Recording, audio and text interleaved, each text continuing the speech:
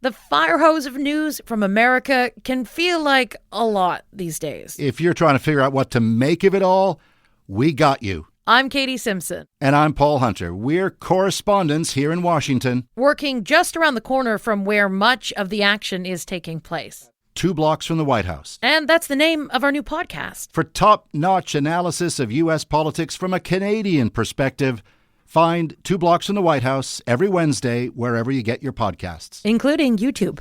Trading at Schwab is now powered by Ameritrade, giving you even more specialized support than ever before. Like access to the trade desk, our team of passionate traders ready to tackle anything from the most complex trading questions to a simple strategy gut check. Need assistance? No problem. Get 24/7 professional answers and live help, and access support by phone, email, and in-platform chat. That's how Schwab is here for you, to help you trade brilliantly. Learn more at schwab.com/trading. Frequency Podcast Network. Stories that matter, podcasts that resonate. He's in the building!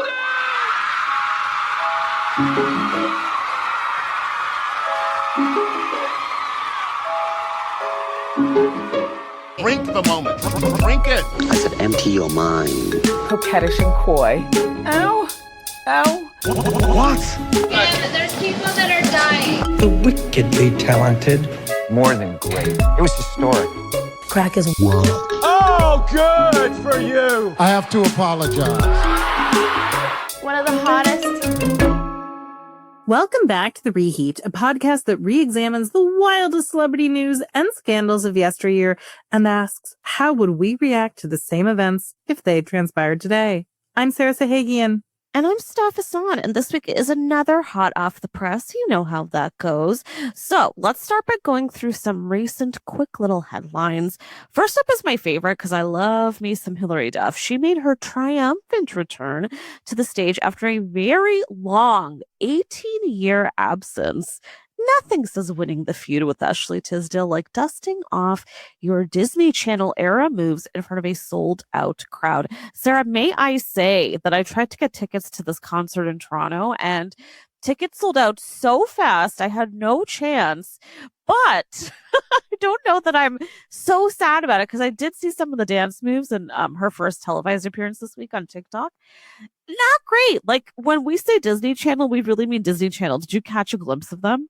Oh, yeah. She's still doing Lizzie McGuire. It's the same. Yeah. And I have to admire her consistency. That's true. That's true. We applaud it. We applaud it. And you know what? Either way, I'm enjoying the music. I really am.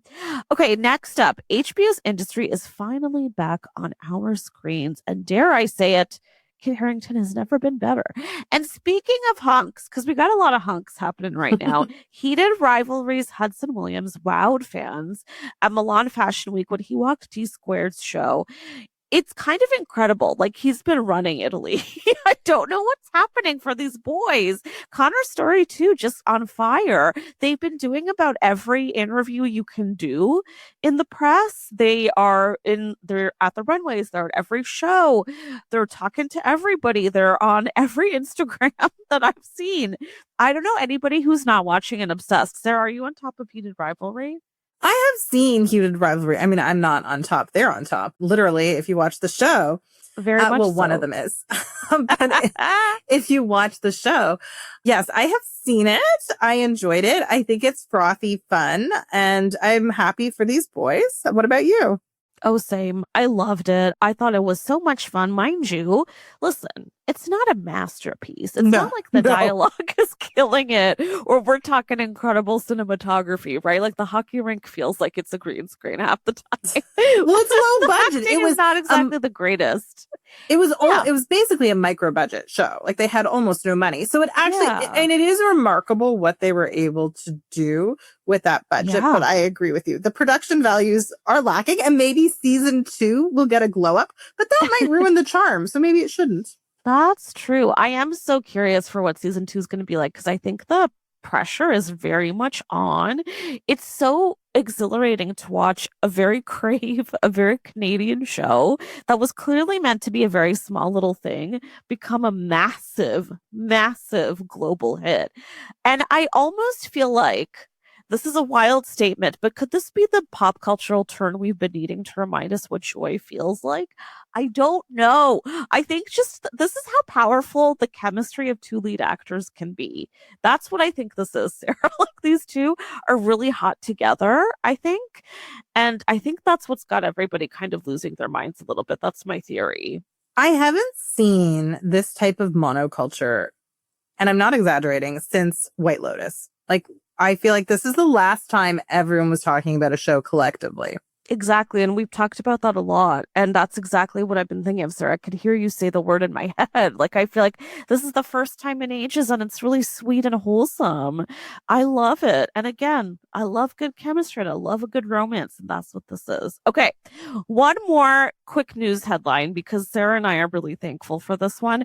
Former Bachelorette Rachel Lindsay, one of the greatest of them all, finalized her divorce from Brian Abasolo, the chiropractor she met on the series in 2017, and chose poorly, if I may say so.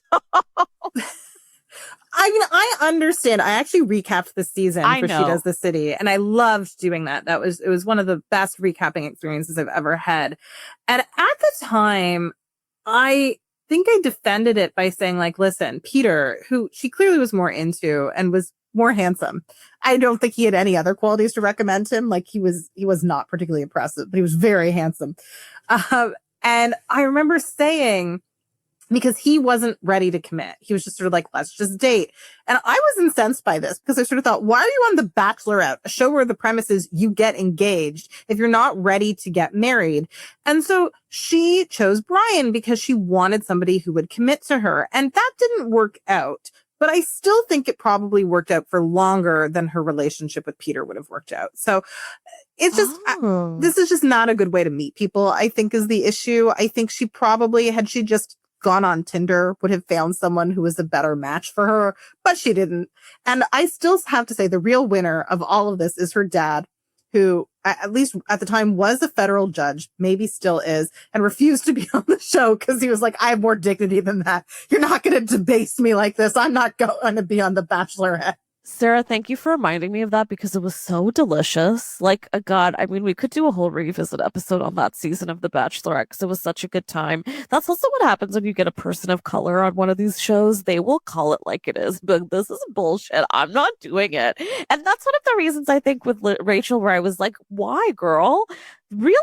These are your choices? But Sarah, I remember your recaps. I remember we talked about it at the time and you really convinced me why Brian was actually the practical choice, which was definitely true. Although I will never forget her leaving her eyelashes on Peter's room floor. Do you remember that? And how meaningful that was? She was like, that's how into each other we were. I cried my eyelashes off and I forgot them in his room. I remember them in his palm. Like, you know, TV history, okay? That was a great moment, I have to say. That was amazing. That show was so well produced. The franchise has not been good since, I gotta say. No. What a time. I mean, I do have to say, the moment where, as problematic as he is as a person, the moment where Colton jumped the fence, that was really epic. That, for me, was peak Bachelor. Yeah, remember when he did that? My favorite thing that happened after that. So he freed himself, right? And it was like the Truman Show. He freed himself, and the producers had to go find him, and I guess they'd just seen too much true crime because they were looking for him like he was a cadaver. They were like looking in the grass, like for a dead body. And like, he ran away. We don't believe he's dead. Like, obviously just like try to go into town.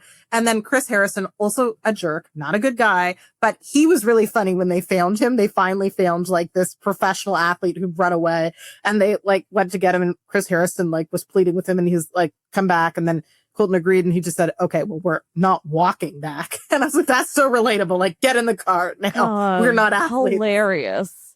I love that. Wow. And I haven't heard of Chris Harrison's name in what feels like years. Thank you for that flashback. By the way, side note, guys, Colton is on the current season of Traitors, which I think is a really phenomenal season. And please watch if you haven't already. He's actually quite entertaining on there. And that's all I have to say. So should we dig into our first big headline? Let's do it. Okay, time for the big story about the Beckham family and their ongoing feud. They are feuding some more. And apparently the animosity began largely thanks to Victoria Beckham's dance move at Brooklyn Beckham's 2023 wedding to heiress Nicola Peltz. The eldest Beckham boy took to Instagram to explain his side of the family rift in a 6-page screed. The part of the post that has received the most media traction is this, where he kind of talks about dancing with Victoria at his wedding.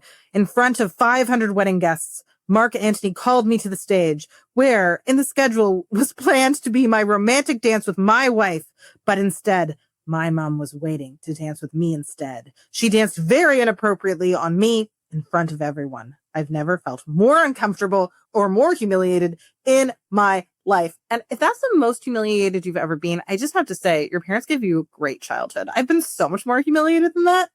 Anyway. Oh, yeah. By my parents and otherwise. Thank you. By so many people. Yeah. By my parents, by other relatives, by kids at school. I mean, this kid had a great life. He needs, I think, a little bit more resiliency because this is not that embarrassing. But Sadaf, can you please explain this increasingly messy controversy? Because you are our Beckham family historian. Oh my God, thank you, Sarah. That is a lovely title. I will take it proudly. I have been deep on this. I'm obsessed. I'm probably a little bit too passionate and probably very biased. Listen, I will say this. I think most millennials are probably going to be Team David and Victoria. We grew up with them. Like, I think they are the couple of our time. The fact that they're even still together and seem as in love as they are, even if, hey, maybe they're open, they got other stuff going on, which the rumors say maybe they do. I think they're fabulous. And part of the reason I think maybe they're not as terrible as Brooklyn is painting them out to be is because their other children are only ever speaking their praises. Like, it doesn't make a lot of sense to me. And I want to bring up a few specific details to paint this picture and why I am so not team Brooklyn and Nicola. Now, we covered this on a previous Hot Off the Press episode, which we will link in the show notes just to refresh you guys. But a few other details we didn't mention there, because I'm going back, I'm reliving this all, and including the editorial they did on their wedding, in which they mention the fact that the dress, for instance, that in the screed, they talk about how Victoria decided not to make it anymore last minute, right? And then Nicola had to kind of quickly find a replacement. She went with the Valentino dress. In that story, they talk about how the Valentino dress was a year in the making. Yeah. So I don't know how that happened. I wouldn't call that last minute, right? I was saying I agree. And it's not like they were engaged for 10 years. So, I mean, I understand some people plan weddings for like a decade or 5 years. I get it. But that wasn't the case here. So even if they were going to say, you know, if I had to change my dress a year out, 4 years into planning a wedding, I would get it. But that wasn't the case here. So, I mean, I understand they wanted a perfect wedding, but they had plenty of time. Here's the other key thing that I keep thinking about, and I want your thoughts on this, Sarah. But in that piece, they also share how Nicola and her mother, who was helping her plan the wedding, went through 3 different wedding planners to the point where it was such a contentious process that she sued the last wedding planner, who then countersued and won because of how difficult the entire process was.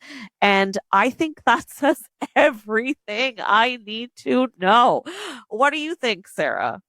Oh, yeah. I mean, I think suing a wedding planner, because they do not need this money. This is just a very litigious family who like conflict, right? The dad's trying to do a corporate hostile takeover of Disney. The mom's suing wedding planners. These are just unpleasant people who want to fight, right? They just want to fight. This is my impression of the Peltzes now. Yeah, I completely agree. And I think litigious is the best word. They just seem like their money leads first. And Nicola has been painting somebody who's not such a great person from as far back as I've heard of her. And again, if you want to hear more about that, listen to our previous episode where we dig into it. But I'm sorry, I can't see their side. And I don't think they'll ever give us more because I think David and Victoria are too mature for that and wouldn't air all that out, because I think we very much need to see the other side of the story. And this is the other piece that makes me think this is all bullshit, is that there was a rumor that was going around right after the wedding that something happened when Mark Antony was there, and something involving a dance. And there were a couple of things in this screed, as you called it, also where I was like, that's really odd. Is this something that was maybe a rumor started by Nicola and Brooklyn, considering that those are the specific things they're hitting out now? I don't know, but I'm suspicious. We're deeply invested in the Beckham drama, so trust that me and Sarah will keep you very, very much updated. And honestly, at this rate, maybe we'll just do a deep dive on the family, right? I think it's time. Yes. Oh, it's definitely time. Sadaf, you need to do that this season. Proudly, proudly. Okay, shall we take a quick break? All right.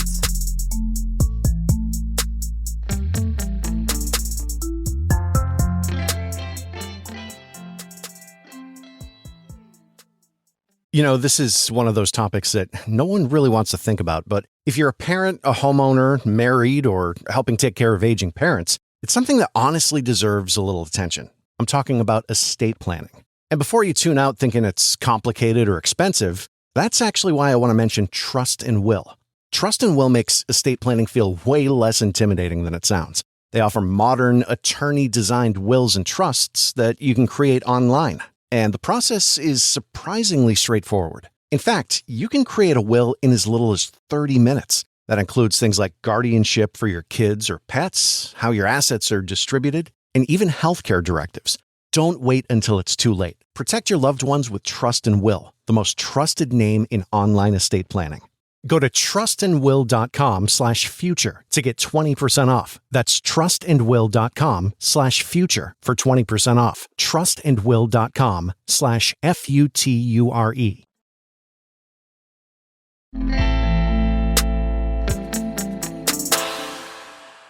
And we're back. Okay, here's a toxic dumpster fire no one seems capable of putting out.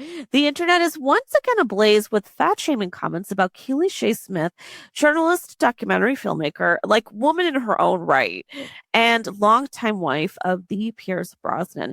They've been married since 2001, and they are the proud parents to a couple of kids. They should be seen as aspirational by Hollywood standards, we think. I mean, come on. There's never been a major cheating scandal or a credible divorce rumor surrounding them. But trolls hate it when we have nice things. Here's why. This week, a vile X user decided to post two side-by-side pictures of Keely, one from 1996, the second from 2008. Now, in the first image, she's slim. She's in her early 30s, early on in their relationship. Now, in the second snap, Keely is in her 40s. She's fully figured. She still looks wildly gorgeous in both shots.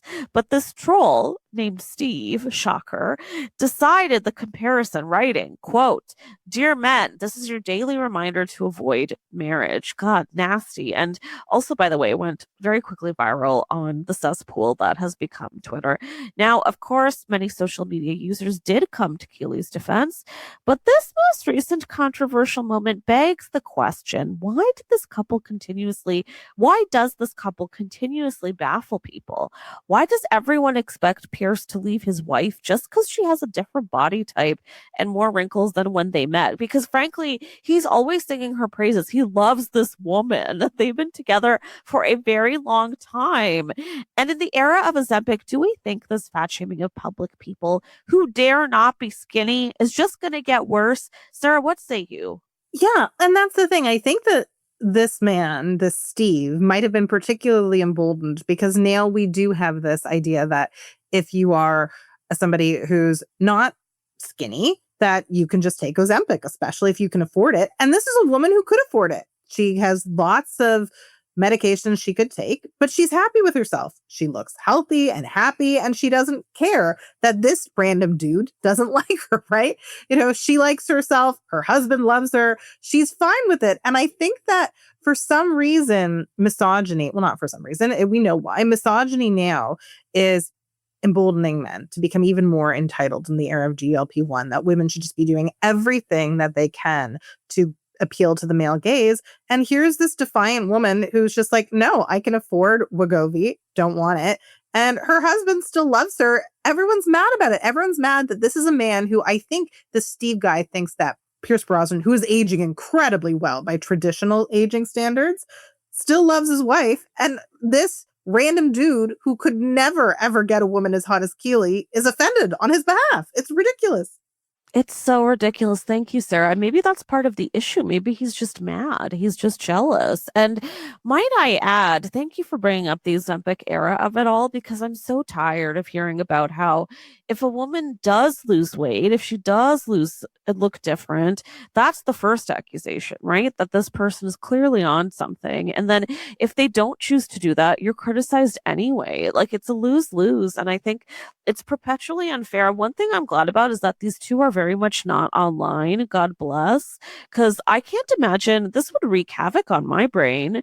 Keely is someone who's never really been in the public spotlight, not like Pierce. And I think it's just horrible. Like this literally became the subject of the week on every platform, really. And it kicked off on X, but I was seeing it everywhere. And it just makes me sad. May I also add that I also thought we were at a time where post Kardashian, feel about them what you will, but where we were more accepting of how hot a bigger body can be and how thick thighs are not the worst thing in the fucking world. Like I love a juicy lady, let me say personally. And I think this man is very dated. Steve, catch up, sir.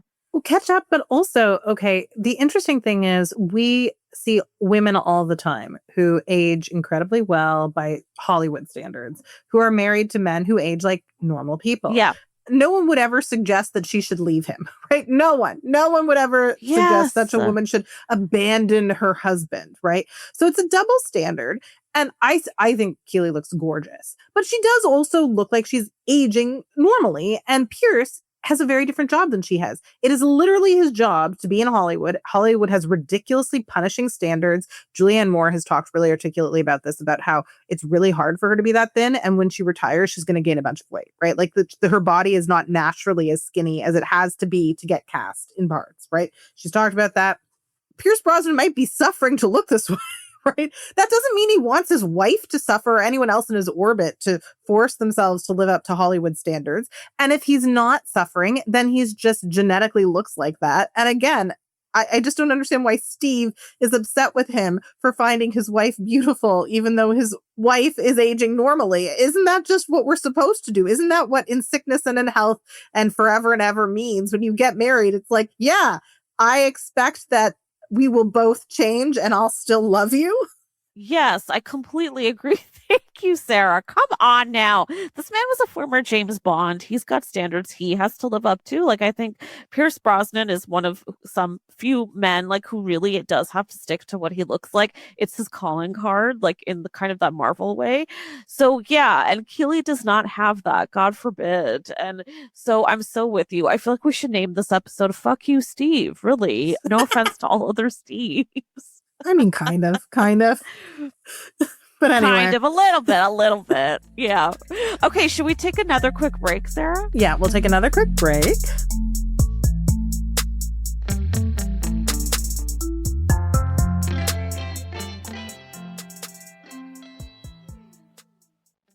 You know, this is one of those topics that no one really wants to think about, but if you're a parent, a homeowner, married, or helping take care of aging parents, it's something that honestly deserves a little attention. I'm talking about estate planning. And before you tune out thinking it's complicated or expensive, that's actually why I want to mention Trust and Will.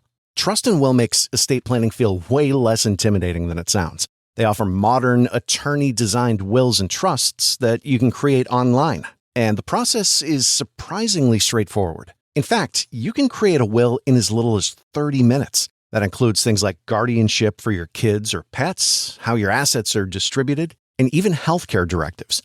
Don't wait until it's too late. Protect your loved ones with Trust and Will, the most trusted name in online estate planning. Go to trustandwill.com/future to get 20% off. That's trustandwill.com/future for 20% off. trustandwill.com/future.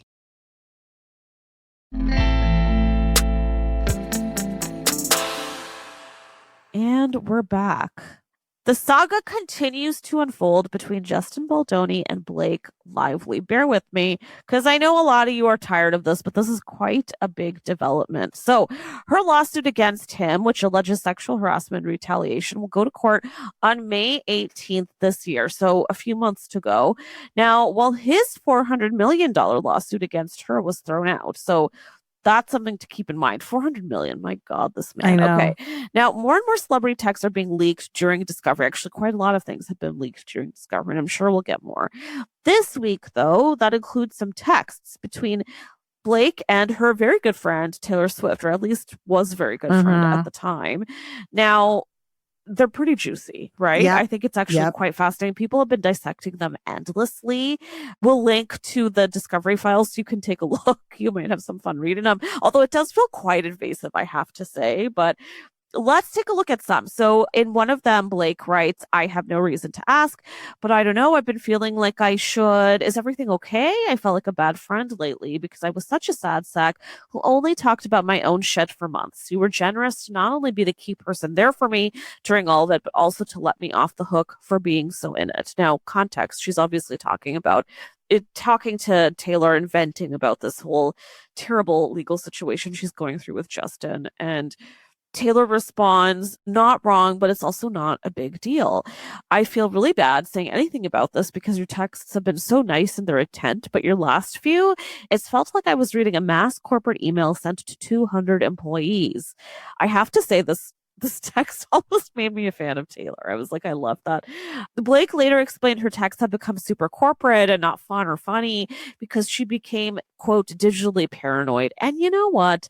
Her personal texts did become evidence in a trial. So I totally get it, right, Sarah? Like every part of her life during the production of this movie that this is centered around, It Ends With Us, got incredibly dissected.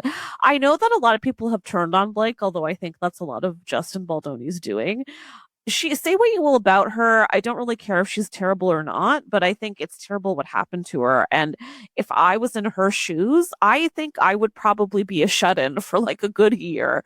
I'd be terrified to be outside. And I would be very, very paranoid. And personally, I think this text exchange and it gets deeper in the Discovery Files, but I actually thought it was quite a nice text exchange, Sarah. Like I thought it showed me these two actually have a really good friendship. Like I really liked the way they were talking to each other, was really a good sign of communication. Sure, maybe Blake sounds a little annoying, but like, I don't know. I thought it was a sign of a good friendship. Sarah, what did you think?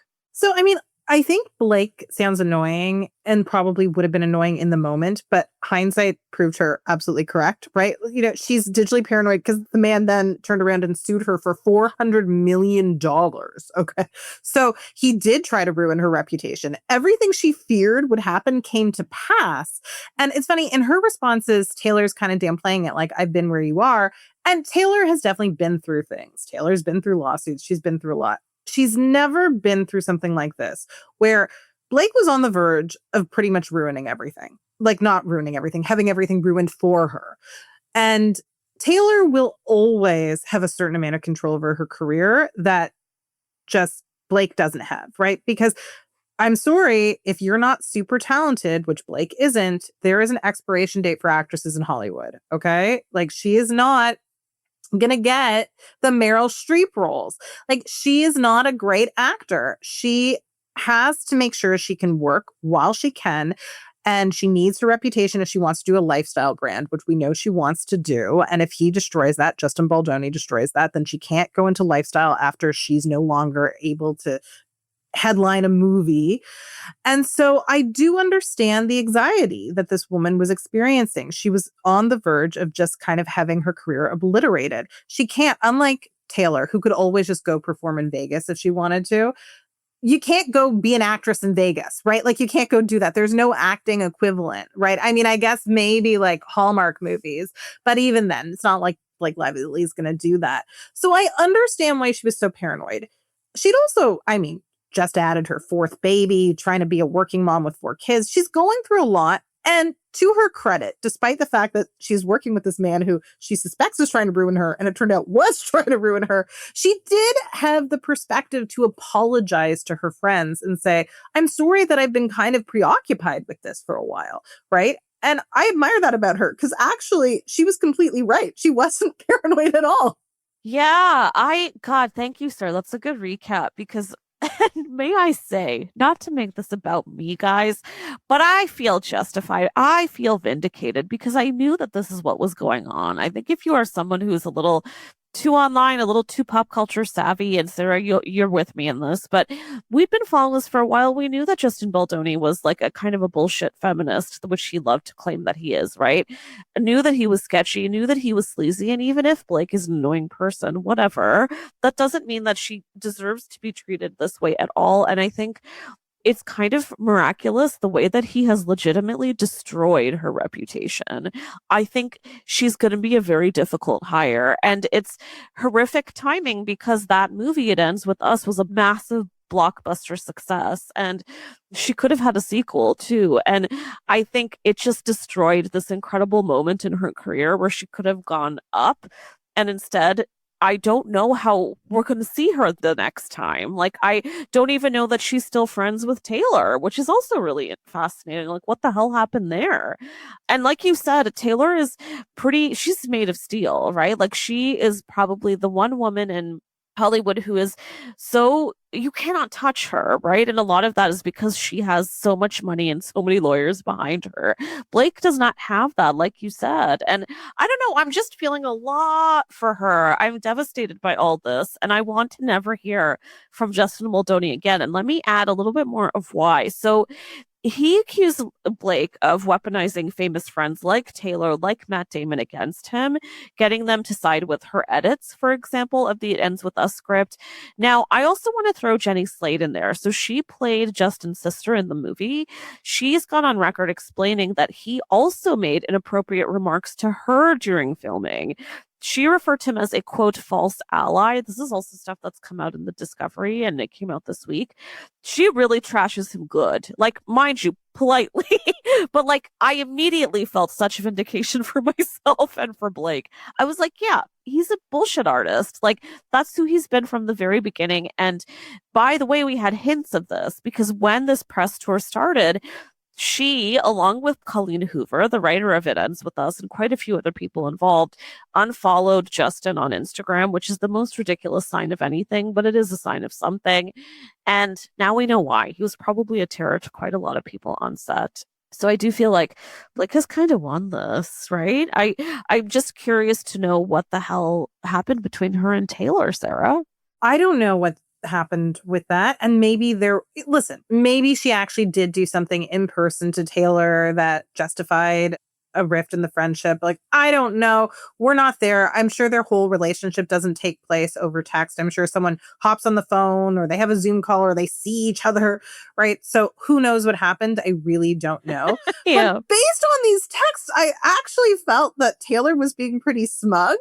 And I feel like if you're Taylor, maybe in the moment you think it's justified, but given how this is shaken out, it doesn't age well, right? Because it just sort of feels like you're almost gaslighting your friend. You're sort of suggesting she's paranoid, but she was completely correct. So this has made me realize Blake is smarter than I thought she was. She has really good instincts. She seems to be a pretty good judge of character, despite the fact that I think she might be mean. And sometimes it takes a bully to know a bully, right? I feel like all of her years of kind of being a little bit shady and a little bit mean and a little bit sneaky might have paid off because she could spot this guy coming.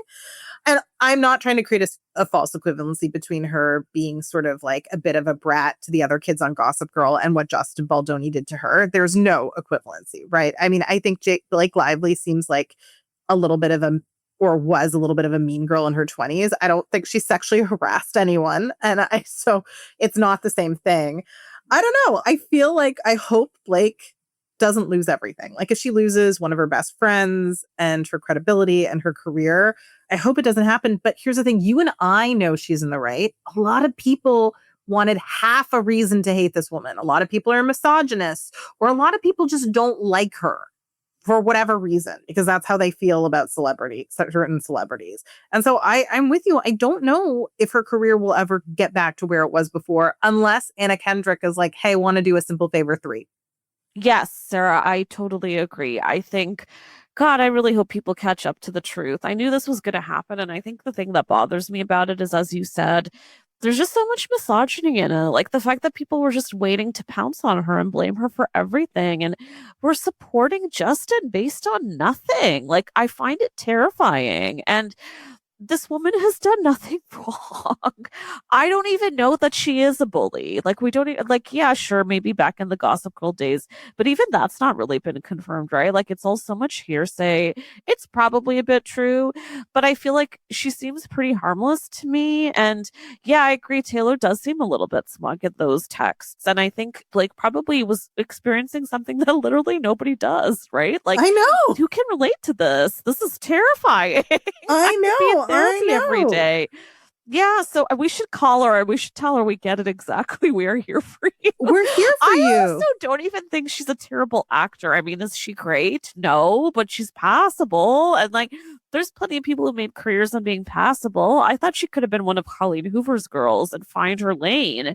And now, unfortunately, I think she's going to have to take a very long break or something. And I think it's really devastating. And what I really, really hope, maybe I will write about this because I just want someone to write about it and point all of this out and make it clear. And if we have anyone who's listening who is still so anti-Blake and maybe still pro-Justin, get it together, girl. And I say girl specifically because what's disappointed me is it's been a lot of women who've turned on Blake specifically and very outwardly. And I think that's unfortunate.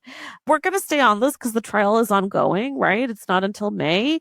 And I think more things are going to leak from the discovery. So we'll get into it. Can I just add one more thing? There's one more thing that I want to add for Blake, a piece of advice. It's actually two-pronged. Okay, first of all, Blake, call Meghan Markle. I think the two of you should be friends. You both like baking and crafts and stuff like that. Yeah. I think this could work for both of you. Secondly, Blake, you can always do the second reboot of Gossip Girl. Okay, you can always go home again. That is something you can do. Call the good folks at HBO. Tell them you want to be Serena Vanderwoodson again. I think that will earn her goodwill because it's kind of like laughing at your former self. It's proving that you don't think you're too good to go back. I actually think that might be her career move. Play the mom on a reboot of Gossip Girl. I have a whole script for this, okay? I know exactly what happened. So this is what you can do, Blake. Go home. I love it. I love it. Honestly, that's like a Colleen Hoover novel in itself. I'm into it. Finally, let's talk about Usha Vance. Okay, so obviously on the reheat, we dislike JD Vance profoundly. And we disagree with Usha Vance's Republican politics as well. She is his wife. She is the first racialized second lady of the United States. And recently, she and JD were plagued by rumors that he was planning to leave her for Charlie Kirk's widow, Erica Kirk. If you think this is dubious, I don't know, Google the pictures of them hugging at events. I don't really think you hug someone you're not sleeping with that way. It's weird. It's a bit intimate. But anyway, that's just me. You can Google it. No, I fully agree, Sarah.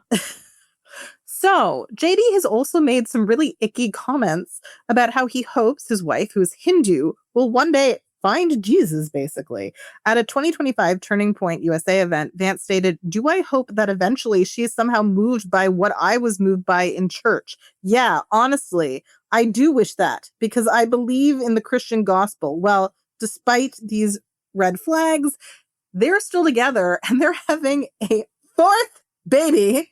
And the conception timing is interesting because they would have conceived the baby because it's due in late July, right after Charlie Kirk's death, and sort of a few weeks after. So maybe just as the rumors... Is it Charlie Kirk, Sarah? Is it Charlie reincarnated? Maybe. But the rumors about JD and Erica were probably starting to circulate. And then they got on it right away, I'm assuming, and then just decided we're going to nip this in the bud. We're going to change the press cycle. So how fertile is this woman that she can basically conceive on command when it's necessary to whitewash her husband's image in the press? Like that is amazing. Best political wife ever, even though, I mean, obviously I hate this family. I hate what they stand for. But wow, that was some good timing on her part. What do we make of this? Oh my God, Sarah. I have tears in my eyes. Conceiving on command. That is wonderful. That is another Sahagian one-liner. Thank you for that. Wow. Okay. When I heard this news, I didn't know what to feel because I wanted to cackle. I wanted to scream. I have such confusing feelings towards this woman. And it's a lot due to the fact that her husband is obviously a bigot. He's obviously a racist. And perplexing because he has brown children with her, right? And that would tell me that not only do you have a problem with your wife, you've got a problem with your kids, and now they're having another one. And I just am so confused. Like, yeah, there's already the fact that some people are feeling like he was gearing up to dump her and get together with Erica, which is wild. But now that they're having another baby, it's almost like they're quadrupling down on their family unit. And I understand that as a PR move, and this is clearly how far politicians will go. They will conceive on command. But in their family, I'm just confused, and I'm disappointed in her as a fellow South Asian woman, where I'm sorry, say what you will, but I feel like to a certain degree she hates herself. And that makes me really, really sad. I think it's really unfortunate representation. And I've seen quite a lot of brown people who will say, forget that. It's great that we've got a brown woman in the White House. Really? Because we should still have standards. I don't think that progress is just progress for progress's sake. Like, we need to actually have meaning behind it. And this woman has disappointed me again and again. And I feel like she herself has really compromised on her politics, right? Because wasn't she someone who was much more liberal before? And now, since he's gone forward and he's become VP, she's acting as if she follows his views. Like, these two feel like bootlickers to me. Like, they'll do whatever they got to do just to move forward, just to be in the White House. I think it's really disgusting. And I think it's very Trumpian. I mean, they're certainly in the right place, aren't they? Well, I mean, JD, who's despicable. I mean, he was always a Republican, but used to be sort of a never Trumper, right? More of a John McCain style Republican, right? Which, I mean, say what you will, I disagree with those politics, but I don't, not to the extent, like, I'm not as viscerally offended by that. And he really was a critic of Donald Trump until he decided he wanted to be vice president and pretended that he liked him. So he's definitely a disingenuous jerk, and he is participating in one of the most evil White House administrations of all time. In her case, she's so interesting because, I mean, this woman has a Yale law degree and is basically doing nothing with it except for being the woman who whitewashes the image of someone who's helping do unspeakable things, just such destructive things to this country. Look, I'm not going to get into great detail because you see these headlines everywhere, but what ICE is doing, America's foreign policy that is so troubling, how they want to take over the world. And she's just sort of there, this incredibly well-educated, smart woman who knows this is wrong, just making more babies so that they can share pictures of a cute infant on their Instagram rather than people talking about how he probably stepped out with Erica Kirk, which he probably did. I think so too. I fully agree. I fully co-sign. I also am glad that you mentioned how well educated she is. A lot of people keep saying, like, maybe she's just unaware of how all of this is coming off. Maybe she's not thinking it all through. I don't think so. I think she's very smart. I think she knows exactly what she's doing. I think she's very self-aware. I think she knows how she's coming across to people. And I think the worst reality is that she doesn't give a shit. And it's really, really disappointing. And the other reality is that there are plenty of people out there who are Hindu, who are any other religion, who are brown, who are any other ethnicity, and they will play this game because it helps them move forward, right? It's something we don't talk about a lot, but it is something that happens. And I think it's quite despicable because if you are abandoning your own principles and frankly, you are raising your children, what does this mean for them? Like, how are they going to feel about their own identities as they grow up? They're going to see this, and not just how she's handling it, but what this foolish man is saying. I can't even believe the words that come out of his mouth. I don't think he gives a damn that his children are brown. I think he probably in his mind likes to see them as white more than anything else. And he probably also is like, these are Jesus's children. Like, I don't think he has self-awareness. Well, I'm pretty certain she does. And I think they are an ugly pair. My God. Here's a question. If she's willing to compromise so much for him and sell out so much of who she is, I actually am surprised that she hasn't already just at least pretended to convert to Catholicism to appease him, because she's done so much else for him. And I feel like that would really boost his image. If he could convert his wife, I feel like his base would love that. They would love that. I'm surprised that hasn't happened yet. Maybe they're saving that for the next scandal. I could see it. I don't think we're done with them anytime soon. I think more is going to come, and I think they're going to make a lot out of this new baby. And what's wild is I totally agree with you that I do think this baby is a political baby. I don't think this is a love child, dare I say. No. How low will this administration go? I mean, honestly, to me, Usha at the moment is kind of giving real life Serena Joy. That is what she's giving at the moment, because she does seem like she's an active participant and for some reason just doesn't think that she can have power herself as a woman and needs it through a man. I don't know why she thinks this. I don't know why you think this, Usha. I don't know why. You got into Yale Law. I don't know why you think this. Please get over that. I have to assume it's because she grew up, or maybe not even necessarily grew up, but was educated in a very white community. Yale is a pretty white university. And she spent a lot of time with this man, with his family. And maybe part of it is this inner rhetoric that a lot of people of color have, that you cannot get to this point as a brown person. And she's the first, right? Literally. And you certainly can't do it as a brown woman. And I wonder if that's the thing that is really stuck in her head. And what I'm curious about is if at some point in the future, she's going to try to run and she's going to base it off on all of this. I don't know. Like, I'm really curious. In a way, it would actually build more respect in me for her because then I'd be like, okay, so you're playing the long game, like a very long, twisted game, but at least you could see yourself in the driving seat. That would be nice. I struggle. I struggle. That's the most diplomatic way I can describe my feelings. So then is she Republican Hillary Clinton? Another Yale Law grad. Oh, absolutely. Oh, Sarah, that is a delicious comparison. And isn't that the thing? God, I would like to talk about that with you for an hour. Yeah, I think so. Oh, God. A woman scorned in the White House is really something. It really is. And I cannot wait for Ryan Murphy to make a TV show about this in 20 years. I agree. Is that this week's episode, Sarah? I think it is. Listen, thank you to all of our gorgeous listeners. We will be back next week again with a brand new episode. You can listen to The Reheat for free on the Seeker app. You can also find the show on the Frequency Podcast Network or wherever you get your podcasts. If you want to hear more from me, you can find me at _Stadafison. Sarah, where can our listeners find you? Listeners can find me on Instagram at Sahagian Sarah. And if you really liked this podcast, we really would like for you to please rate, review, and subscribe. This helps you find us again. I mean, if you subscribe, it also helps other listeners find us too.